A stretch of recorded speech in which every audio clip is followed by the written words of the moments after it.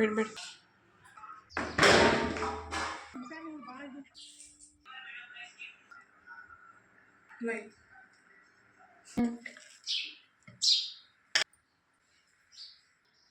Hi hello ನಮಸ್ಕಾರ ಎಲ್ಲರಿಗೂ. ಎಲ್ಲರೂ ಹೆಂಗದೀರಿ? ಆರಾಮದ್ದೀರೇನು? ನಾವು ಆರಾಮದೀವಿ ನೋಡ್ರಿ. ನೀವು ಎಲ್ಲರೂ ಆರಾಮದ್ರಿ ಅಂತ ಅಂದ್ಕೊಂಡು ಇವತ್ತಿನ ಲಾಗ್ನ ಸ್ಟಾರ್ಟ್ ಮಾಡೋಣ ಬರ್ರಿ. ಇವತ್ತು ಬುಧವಾರ ಬೆಳಗ್ಗೆ ಟೈಮ್ 5 ಗಂಟೆ ಆಗಿ 45 ನಿಮಿಷ ಆಗಿರ್ಬೇಕ್ರಿ.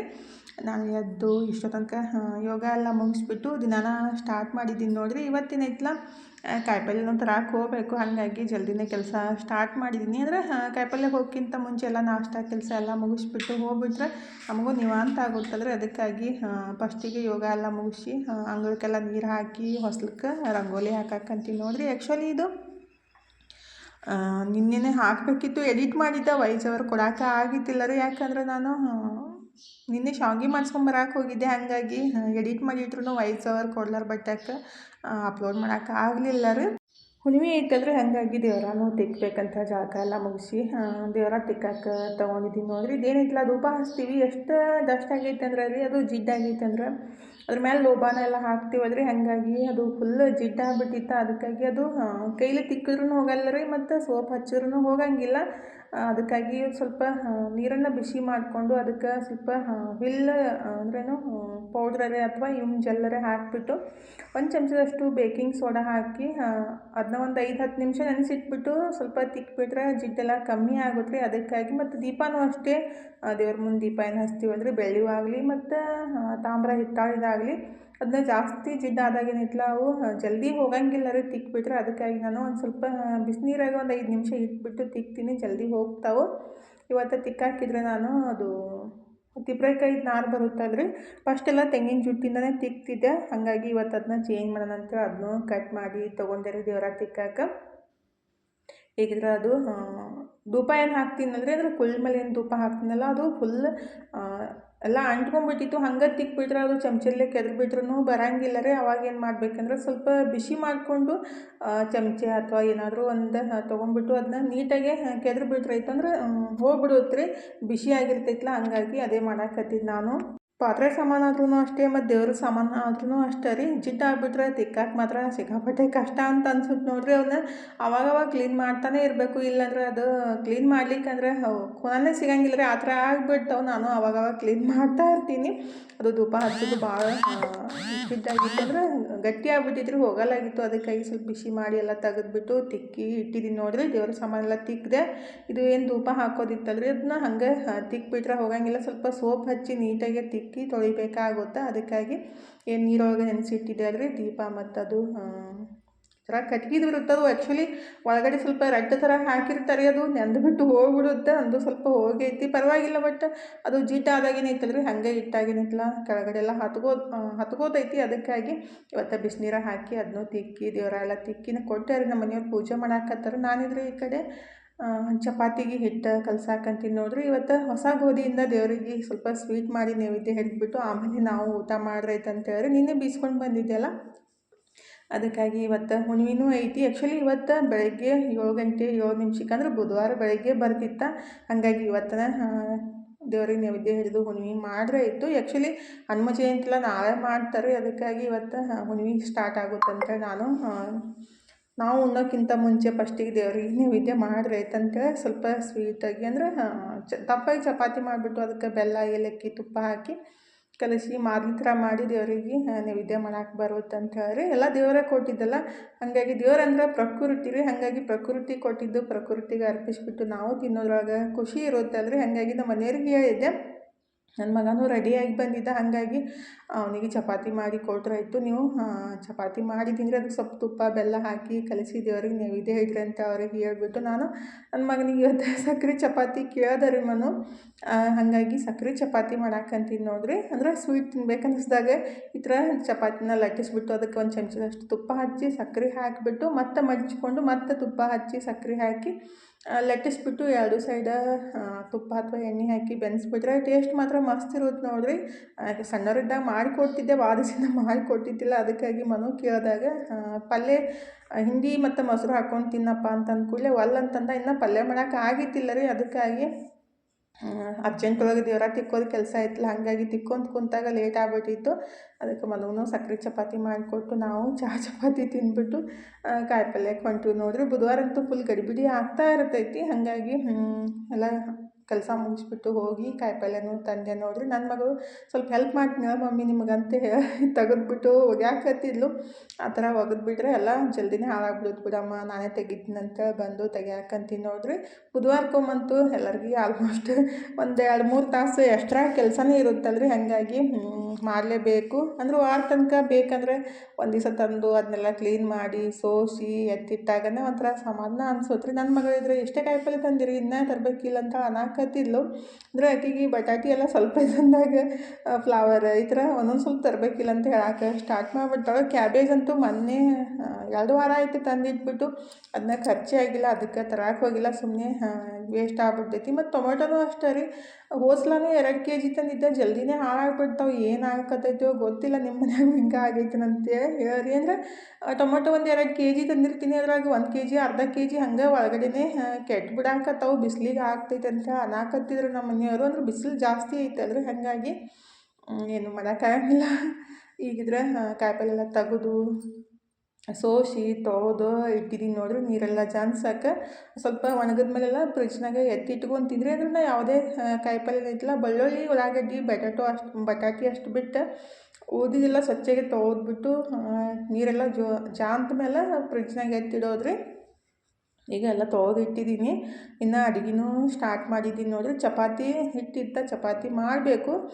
ಈಗಿದ್ರೆ ನಾಳೆ ದೋಸೆ ಮಾಡ್ರೈತಂತೇಳಿ ದೋಸಾಕ ನೆನ್ಸಕ್ಕೆ ಹಾಕಕತ್ತಿದ್ದೆ ರೀ. ದೋಸಾಕನು ನೆನೆಸಿ ಅಂದರೆ ಅಕ್ಕಿ ತೊಳೆದು ಇಟ್ಬಿಟ್ಟು ಈ ಕಡೆ ಚೌಳಿಕಾಯಿ ಪಲ್ಯ ಮಾಡಿಬಿಟ್ಟು ಚಪಾತಿ ಮಾಡ್ರೈತಂತ ಚೌಳಿಕಾಯಿ ಹುರ್ಕೊಂಡು ಪಲ್ಯಕ್ಕೆ ಒಗ್ಗರಣೆ ಹಾಕಕ್ಕಂತೀನಿ ನೋಡಿರಿ. ಆ್ಯಕ್ಚುಲಿ ಬದ್ನಿಕಾಯಿ ಪಲ್ಯ ಮಾಡ್ಬೇಕಂತ ಅಂದೆ, ಇಲ್ಲಿ ಬಿಡು ಚೌಳಿಕಾಯಿನೇ ಸೋಸಿಟ್ಟಿದ್ದೀನಿ. ಫ್ರೆಶ್ ಇದ್ದಾಗ ಟೇಸ್ಟ್ ಮಸ್ತ್ ಇರುತ್ತೆ ರೀ ಚೌಳಿಕಾಯಿ ಪಲ್ಯ ಅದು. ಹಂಗಾಗಿ ಇವತ್ತು ತಂದು ಸೋಸಿ ತೊಳೆದು ಚೌಳಿಕಾಯಿ ಪಲ್ಯನೂ ರೆಡಿ ಮಾಡಿ ಚಪಾತಿ ಮಾಡಾಕಂತೀನಿ ನೋಡಿರಿ. ಈಗಿದ್ರೆ ಚಪಾತಿನೂ ರೆಡಿ ಮಾಡಿಬಿಟ್ಟು ಹಸಿ ಖಾರ ತಿನ್ನೋಕೆ ಅನ್ಸಾಕತ್ತಿತ್ತು, ಅದಕ್ಕಾಗಿ ಮೆಣಸಿನ್ಕಾಯಿನ ಹುರಿದ್ಬಿಟ್ಟು ಚಟ್ನಿ ಮಾಡಾಕಂತೀನಿ ನೋಡ್ರಿ. ಭಾಳ ಮಸ್ತ್ ಇರುತ್ತೆ.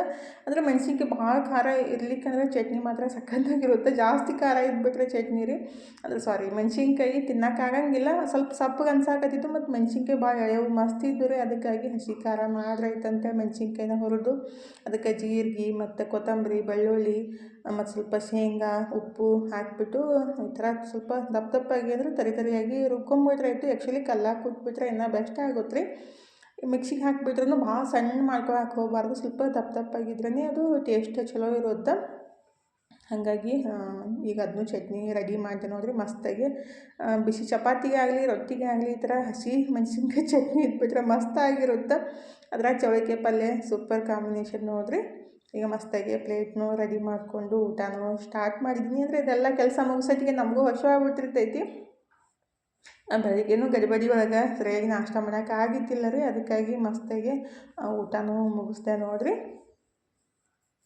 ಈಗಿದ್ರೆ ಟೈಮ್ 4 ಗಂಟೆಯಾಗಿ ಹೋಗಿತ್ತು. ತನೋದ್ರೆ ಅವ್ರ ಫ್ರೆಂಡ್ ಮನೆಗೆ ಹೋಗಿದ್ಲು. ಬರಾಮಂದಾಗ ಕಚೋರಿ, ಕ್ರೀಮ್ ಬನ್ ತಂದಿದ್ಲು. ಅಂದರೆ ಆಕೆಗೆ ತಿನ್ನಕ್ಕೆ ರೊಕ್ಕ ಕೊಟ್ಟರೆ ಮನೆಗೇ ತಂದುಬಿಟ್ಟಿರ್ತಾರೆ, ಸುಮ್ಮನೆ ಎಲ್ಲರೂ ಕೂಡ ತಿನ್ನಕ್ಕೆ ಬರುತ್ತಂತೇಳಿ ಬರಾಮಂದಾಗ ಕಚೋರಿ ತಂದಿದ್ಲು. ಅಂದರೆ ಒಂದು ಸಲ ತಿಂದಿದ್ಲು ಅಂತ, ನಾನು ಅಲ್ಲಿ ಭಾಳ ಟೇಸ್ಟ್ ಅದಾವ ಮಮ್ಮಿ ಎಲ್ಲರಿಗೆ ಆಗ್ತಾವ ಅಂತ ತಂದವ. ಆದರೆ ಈ ಸಲ ಸರಿನೇ ಇದ್ದಿತ್ತಿಲ್ಲ ರೀ. ನಮ್ಮ ಮನೆಯವರು ಬೆಳಗ್ಗೆ ಬಾಳೆಹಣ್ಣು ತೊಗೊಂಡರು, ಬ್ಯಾಡ್ರಿ ಅಂತಂದ್ರೂ ಅಂದ್ರೆ ಪೂರ್ತಿ ಹಣ್ಣಾಗಿದ್ದು ಉಸ್ತಾವ್ರಿ ಅಂತ ಹೇಳಿದ್ದೀನಿ.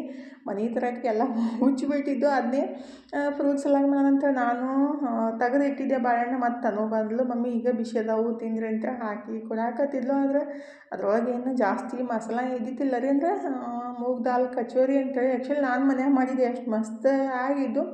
ಆದರೆ ಹೊರಗಡೆಯಿಂದ ತಂದಿದ್ಲು, ಅದ್ರಾಗ ಮಸಾಲಾನೂ ಇದ್ದಿತ್ತಿಲ್ಲ, ಮತ್ತು ಸ್ವೀಟ್ ಚಟ್ನಿ ಮತ್ತು ಪುದೀನ ಚಟ್ನಿ ಒಳಗೂ ಟೇಸ್ಟ್ ಇದ್ದಿತ್ತಿಲ್ಲ ರೀ. ಏನಮ್ಮ ಹಿಂಗೈತಿ ಅಂತೇಳಿ ಮಮ್ಮಿ ಒಂದು ಸಲ ತಿಂದಿದ್ದೆ, ಭಾಳ ಮಸ್ತ್ ಇತ್ತು, ಇದೇನು ಟೇಸ್ಟೇ ಇಲ್ಲ ಅಲ್ಲೇ ತೊಗೊಂಡಿದ್ದು ಅಂತ ಅನ್ನಕತ್ತಿದ್ಲು. ನೋಡಿ ಸ್ವೀಟ್ ಚಟ್ನಿ ಒಳಗೂ ಏನೂ ಟೇಸ್ಟೇ ಇಲ್ಲ, ಮನ್ಯಾಗ ಮಾಡಿದ್ದು ಎಷ್ಟು ಮಸ್ತ್ ಇರುತ್ತೆ. ಅದಕ್ಕೆ ರೀ ಹೊರಗಡೆಯಿಂದ ದುಡ್ಡು ಕೊಟ್ರೂ ಟೇಸ್ಟ್ ಇರ್ಲಿಕ್ಕಂದ್ರೆ ಭಾಳ ಬೇಜಾರಂತ ಅನಿಸುತ್ತಲ್ಲ ರೀ. ನನಗಂತೂ ಅದಕ್ಕೆ ಜಾಸ್ತಿ ಹೊರಗೆ ತಿನ್ನೋಕೆ ಇಷ್ಟಪಡೋಂಗಿಲ್ಲ.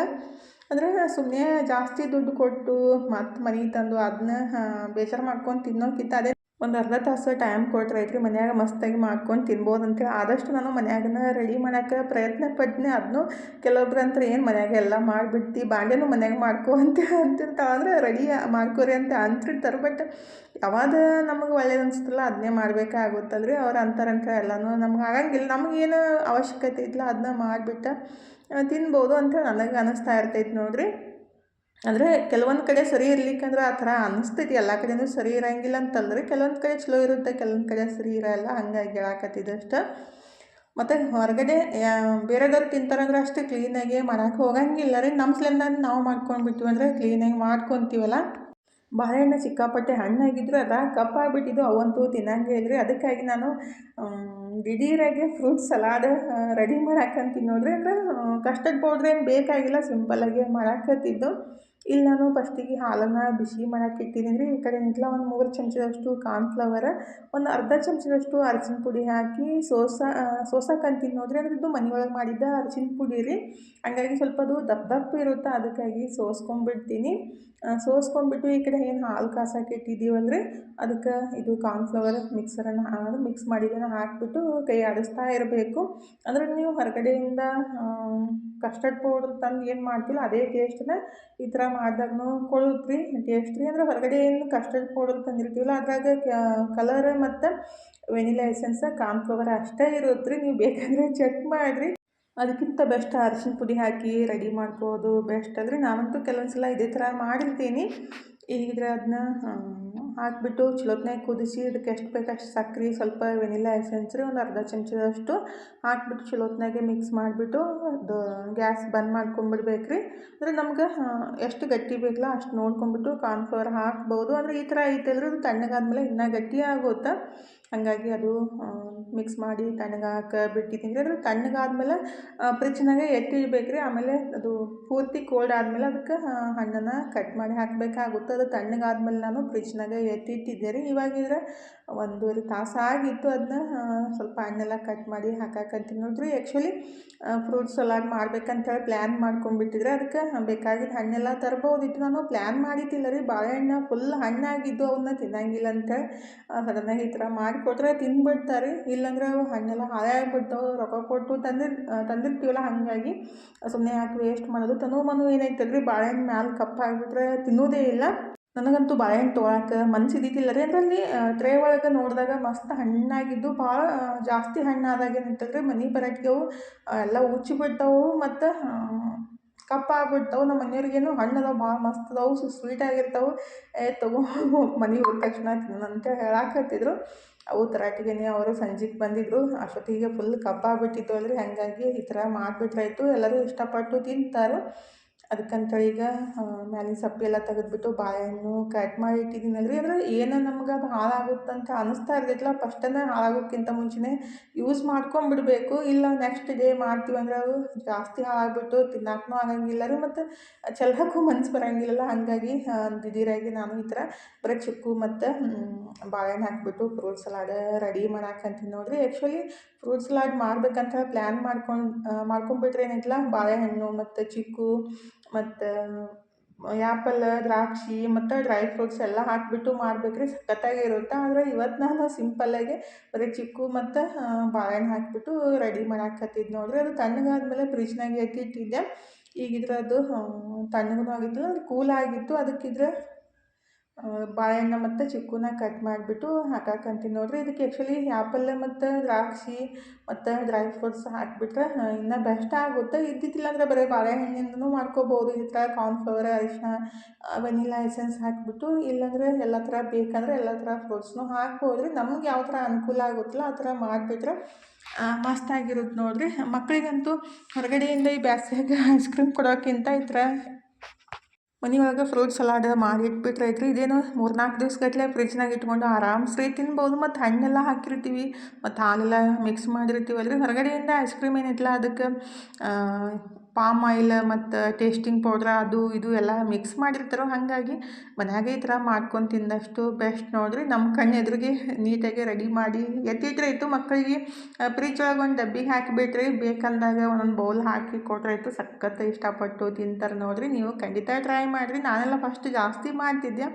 ಇವಾಗಂತೂ ಹಣ್ಣಿನ ರೇಟ್ ಅಂತೂ ಜಾಸ್ತಿ ಐತೆ ನೋಡಿರಿ. ಆ್ಯಪಲ್ ಆಗಲಿ ದಾಳಿಂಬ್ರಿ ಆಗಲಿ, ಸ್ವಲ್ಪ ದಾಳಿಂಬ್ರಿ ಮತ್ತು ದ್ರಾಕ್ಷಿ ಹಾಕಿಬಿಟ್ರೆ, ಆ್ಯಪಲ್ ಹಾಕಿಬಿಟ್ರೆ ಇನ್ನೂ ಕಲರ್ಫುಲ್ಲಾಗಿಯೂ ಇರುತ್ತೆ, ಟೇಸ್ಟಾಗಿಯೂ ಇರುತ್ತೆ ನೋಡಿರಿ. ಈಗಿದ್ರೆ ಎಲ್ಲ ಮಿಕ್ಸ್ ಮಾಡಿ ಟೇಸ್ಟ್ ನೋಡಿಬಿಟ್ಟು ತನಗೂ ಕೊಟ್ಟೆ ನೋಡಿರಿ. ತನೂ ಇಷ್ಟ ಆಯ್ತು ಮಮ್ಮಿ ಅಂತ ತಿನ್ನಾಕತ್ತಿದ್ಲು. ನನ್ನ ಮಕ್ಕಳಿಗಂತೂ ಈ ಥರ ಮಾಡಿಕೊಟ್ಟಾಗ ಜಾಸ್ತಿ ಇಷ್ಟ ಆಗುತ್ತೆ. ಬರೀ ಈ ಥರ ಮಾಡಿಡಬೇಕು, ಬರೀ ರೊಟ್ಟಿ ಚಪಾತಿ ಮಾಡಿಡ್ತೀರಂತ ತನೂ ಅಂತಿರ್ತಾಳು. ಈಗಿದ್ರೆ ನಾನು ಅಕ್ಕಿ ರುಬ್ಬಿ ಇಡಾಕಂತೀನಿ ನೋಡಿರಿ. ಮೊನ್ನೆ ಅಂದರೆ 4-5 ದಿವ್ಸ ಹಿಂದೆ ನಾನು ಅಕ್ಕಿ ನೆನೆಸಿಟ್ಟಿದ್ದೆ, ಅಂದರೆ ಒಂದು ದಿನ ತೊಳೆದು ಇಡ್ತಿದ್ದೆ. ಇವತ್ತಿದ್ರೆ ರುಬ್ಬಿ ಇಡಾಕಂತೀನಿ. ನಾಳೆ ಅಕ್ಕಿ ಸಂಡಿಗೆನ ಹಾಕಬೇಕು ಅಂದರೆ ಉಳ್ಳಾಗಡ್ಡಿ ಸಂಡಿಗೆ ಹಾಕ್ಬೇಕಂತಾರೆ. ಈಗ ರುಬ್ಬಿ ಇಟ್ಟರಾಯ್ತು, ಬೆಳಗ್ಗೆ ಜಲ್ದಿ ಹಿಟ್ಟನ್ನು ರೆಡಿ ಮಾಡಿಬಿಟ್ಟು ಸಂಡಿಗೆ ಹಾಕಕ್ಕೆ ಬರೋದ್ರಿ. ಮತ್ತು ಶಾವಿಗೆ ಮಾಡ್ಸಕ್ಕೆ ಹೋಗ್ಬೇಕಂತ ಅಂದ್ಕೊಂಡಿದ್ದೀನಿ. ಹಾಗಾಗಿ ಬೆಳಗ್ಗೆ ಜಲ್ದಿನೇ ಮಾಡಿಬಿಟ್ರೈತಿ ಎಲ್ಲ ಕೆಲಸ ಅಂತ ರುಬ್ಬಿ ಇಡಾಕಂತೀನಿ ನೋಡಿರಿ. ಅದನ್ನೂ ರುಬ್ಬಿ ಇಟ್ಬಿಟ್ಟು ನಾಳೆ ದೋಸೆ ಮಾಡ್ಬೇಕಂತ ದೋಸಾಕ್ಕೂ ರುಬ್ಬಿ ಇಡಾಕಂತೀನಿ ನೋಡಿರಿ. ಇವತ್ತಿನ ವಿಡಿಯೋನು ಇಲ್ಲೇ ಮುಗಿಸೋಣ್ರಿ. ಇವತ್ತಿನ ವಿಡಿಯೋ ಹೆಂಗೆ ಅನ್ನಿಸ್ತಂತ ಕಮೆಂಟ್ ಬಾಕ್ಸ್ ಒಳಗೆ ಹೇಳೋದು ಮರ್ಯಾಕೆ ಹೋಗ್ಬೇಡ್ರಿ. ಇವತ್ತಿನ ವಿಡಿಯೋ ನಿಮ್ಗೆ ಇಷ್ಟ ಆಗಿದ್ರೆ ಲೈಕ್ ಮಾಡಿ, ಶೇರ್ ಮಾಡಿ, ಸಬ್ಸ್ಕ್ರೈಬ್ ಮಾಡಿಕೊಂಡೆ ಸಪೋರ್ಟ್ ಮಾಡಿರಿ. ಇಷ್ಟು ತನಕ ವಿಡಿಯೋ ನೋಡಿದ್ದಕ್ಕೆ ತಮ್ಮೆಲ್ಲರಿಗೂ ತುಂಬ ಧನ್ಯವಾದಗಳು ರೀ. ಥ್ಯಾಂಕ್ ಯು ಫಾರ್ ವಾಚಿಂಗ್ ರೀ. ಮತ್ತೆ ಹೊಸ ಲಾಗ್ ಜೊತೆಗೆ ಸಿಗ್ತೀವಿ ರೀ.